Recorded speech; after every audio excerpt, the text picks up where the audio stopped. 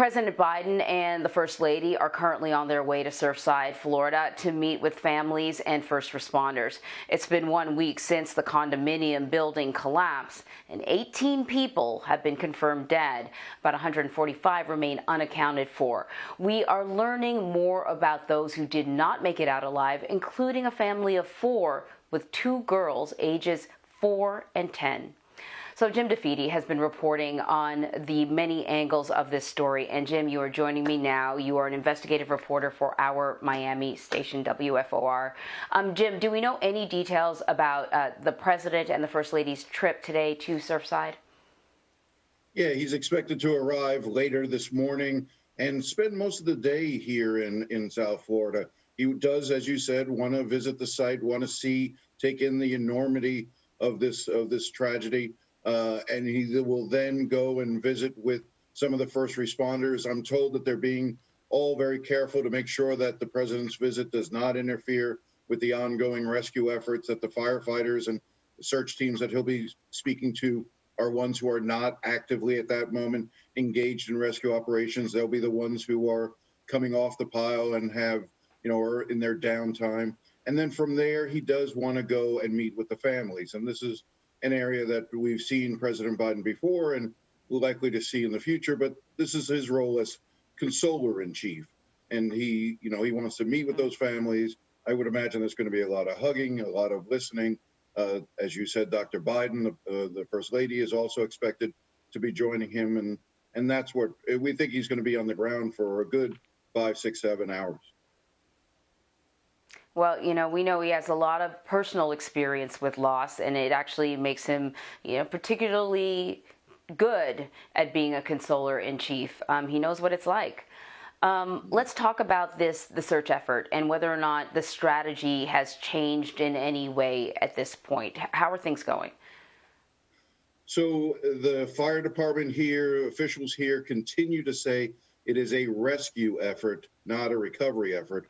But it has now been more than 7 days since anyone living has been pulled from the pile. The only rescues that were made came in the very first few hours, by around 5 a.m. So we are a full 7 days later without finding anyone. Now, the fire department is still saying that they are trying to determine if there are crevices, if there are gap spaces that someone may be able to have survived during this time. So they are looking at it. But I can tell you, the optimism is not high among rescue crews.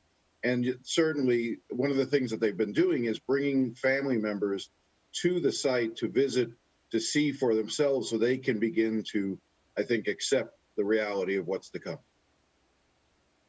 Right. On top of that, hurricane season is knocking on the door.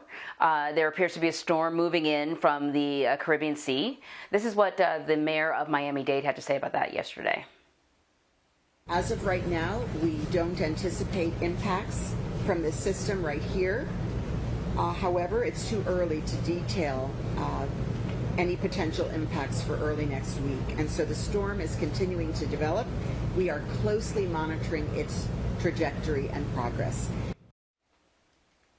So we've learned that when there's lightning, the rescue crews have to get off the pile of debris there. Any plans in place for what may be a pretty major impending storm? Yeah, it's tricky. I mean, this is Florida, and we are at the start of hurricane season, and this is part of the reality of the situation. We should note that we've had terrible weather over the course of the 7 days. There's been a lot of rain, a lot of lightning, almost every single day that firefighters and rescue workers have been out there. Now, one of the things that's happening is all of the search and rescue teams from across Florida have made it down to the site in Surfside. One thing that they're anticipating now is they're bringing in relief crews from other locations, like I believe Virginia and some other states, so that in the event that whatever is forming in the Atlantic does hit Florida, that some of the crews that are working here can be relieved, taken off the line, and moved to areas that they may need to respond to in the event of a storm. So you're starting to see additional crews come in, not just for the rescue efforts, but also just to backfill so that if the storm does hit, they have the people who can pivot and then basically fight a two-front war. So there are new reports now that residents complained about their units shaking during construction of a nearby building. I know that we're still, a long way from figuring out what caused this collapse, but I'm wondering, as we hear more and more from residents living in the building about what they saw that night, but also what they had experienced over the past few years, do we have any more insight into maybe red flags or possible causes? One of the things that we first reported on with CBS, a couple of days ago, was some concerns that were raised specifically in writing about that building next door. This building is this Surfside Tower comes right on the borderline between Surfside and Miami Beach, and in Surfside you cannot build buildings higher than 12 stories. On the Miami Beach side, there is no limit like that. So as a result, the building that you have that went up right next door in the previous few years is about 20 stories or higher. And I've got a copy of some emails that we were able to obtain that from building officials at the Surfside building, management officials at the Surfside building, writing to the Surfside building department. And I'll just read one to you.